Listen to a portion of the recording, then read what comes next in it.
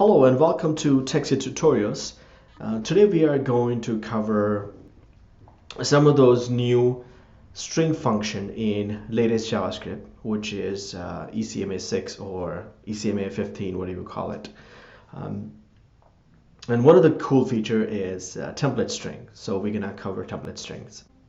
This is something I've been looking forward to in JavaScript because it is quite cumbersome to actually do all the string operations in JavaScript currently, especially printing them out, escaping the special characters and all that stuff. So the template string makes it much easier. First of all, let's welcome backtick. On your Mac keyboard, you can find the backtick in the same button as tilde. And I don't know, I don't have a PC, so I don't know where it's located on PC, but you can easily find out using Google. But basically, when you write your string, you can do it this way, using single quote. So you can say string equal to hello. This is a single quote. Or you can say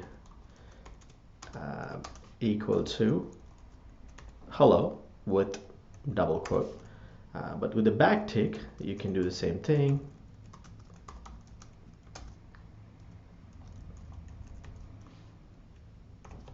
Okay, there's no difference, but in a look-wise, they kind of look angly, single quote, but it's more powerful than your single or double quote.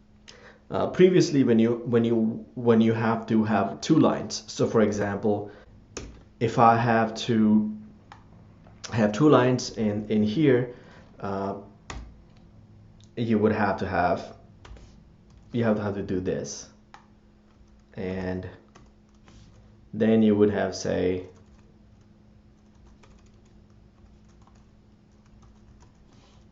like this, and this would be like two lines. But with the backticks, you can simply break your lines, and it doesn't matter. This is especially useful when you're using templates. For example, if you're using Angular 2 or Ember or React, if you're writing those templates, they are within the JavaScript frameworks, and backticks help you build those templates easily. Another cool thing you can do with the backtick is interpolation. Let's say if I have some line, bond line equal to my name is blank James blank. Here I can write a variable called bond x equal to bond, and here I can do interpolation using the $ and curly brackets. So all I have to do is this, and I can use the same curly bracket here, so I don't have to repeat it. So if I change bond to something else, it will be changed here. Let's run this. So if I do console.log bond line, actually it should be line. Let's see what happens. So when I run this, it gives me my name is Bond, James Bond, and I can simply say James whatever. If I run this, I'll get my name is whatever, James whatever. This also converts any other type into string type. So for example, if I have something like this, so let's say if I have two numbers, so I can say let 1 equal to 1, let 2 equal to 2. Here, using interpolation, I can say let sum equal to adding I can use the variable here, 1, and 2 gives me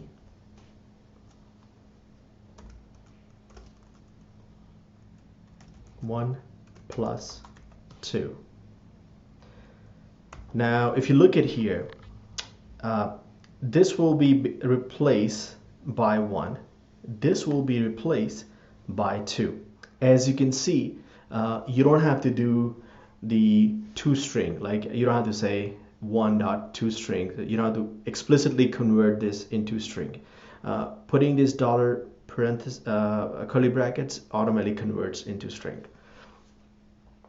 If you look at here, when I do 1 plus 2, so inside this curly brackets, it will add 1 plus 2 and makes it 3, and then it would convert it to 3 as a string, and then do the interpolation here. So if I run this, console log sum, if I run this, it will give me adding 1 and 2 gives me 3. The other powerful feature this bring is actually tagged templates.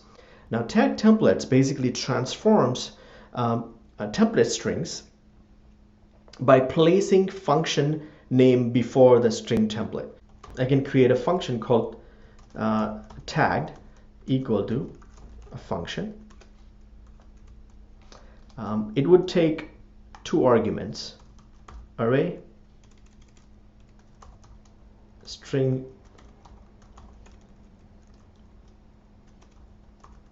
array, and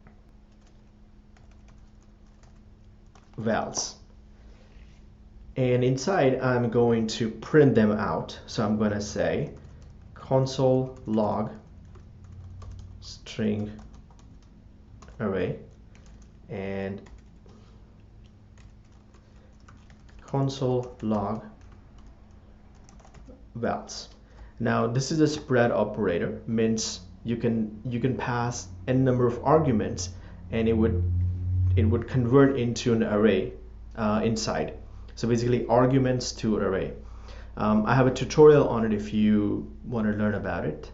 I'll provide a link here. Now this tagged function, all I have to do is say tagged, and I would have to pass the string template like this. I'm passing this string template as an argument. I'm not passing this 2 separate arguments like string array and vals. So how is it really doing it? So this is the magic. What it does, it has 2 parts. Basically, it has regular string, so you can tokenize this adding and give me. So you have 3 elements of this array, which would be this, a string array, and 1, 2, and 1 plus 2 would be vals. So you have 2 arrays coming out. So if I run this here,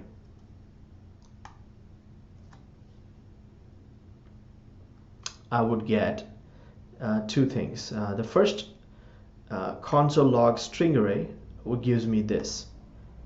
As you can see, it gives me adding and give me 3 elements of an array. Also, it gives me this vals, which is nothing but 1, 2, 3. This is very useful in internationalization. I'm not going to cover this because it's a separate topic, but I just wanted to show you how it works so you know that it's there for you to use. Now let's look at some small but interesting string function that were introduced in ES6. If I have a string, if the string starts with a specific substring, so I can say starts with hell. So it does, because the first 4 characters is hell. So if I console log this,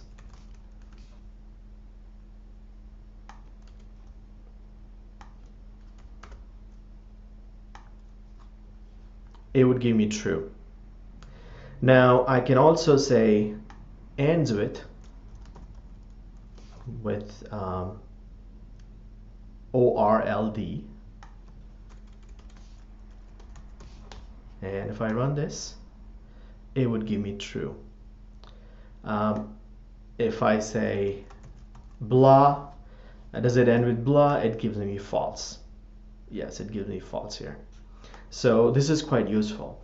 Another thing also, if you want to find out if anywhere inside if it includes a specific substring, so for example you can say includes WO,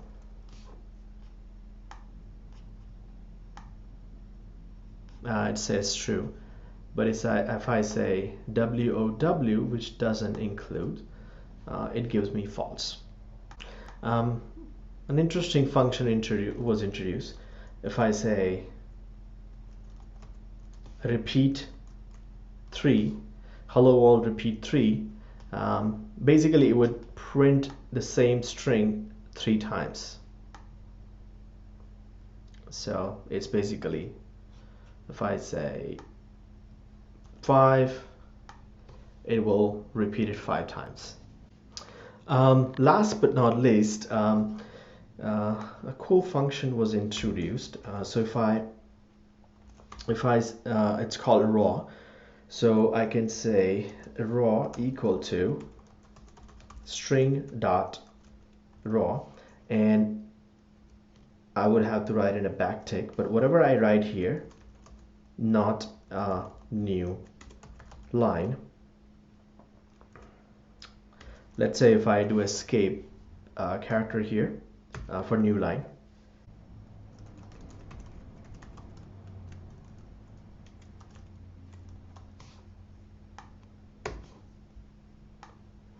it will keep the string as it is because I'm defining it as row, so it's not going to escape this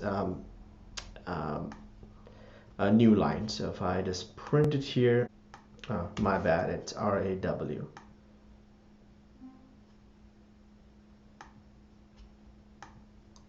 If I print it, it says not a new line.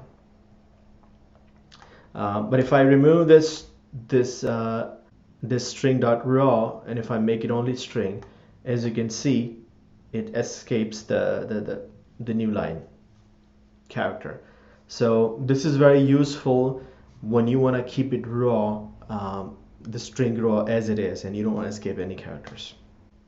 So that's all, folks. I hope you learned something from this tutorial, and if you did, please like the video, subscribe the channel for the future cool videos, and provide some constructive comments. Thank you.